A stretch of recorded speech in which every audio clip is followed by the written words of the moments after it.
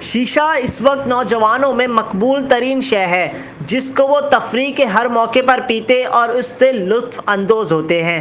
یہ تمباکو، شیرہ اور شہد کو ملا کر حقے میں پیا جاتا ہے۔ اب یہ مختلف فلیورز میں بھی دستیاب ہے۔ شیشہ پینے والوں کا یہ ماننا ہے کہ ان کی صحت پر شیشے کے کوئی نقصانات نہیں ہوتے، لیکن ورلڈ ہیلتھ آرگنائزیشن کے مطابق جب تمباکو نوشی پانی کے ذریعے کی جاتی ہے تو اس میں زہریلے اجزاء شامل ہو جاتے ہیں، جس کی وجہ سے پھیپھڑوں کا کینسر، دل کی بیماریاں اور دوسری بیماریاں پیدا ہوتی ہیں۔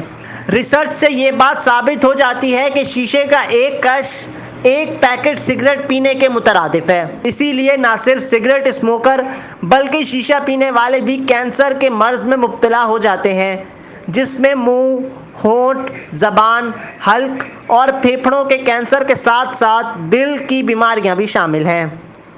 رپورٹ مظہر حسین، وضاحت نیوز۔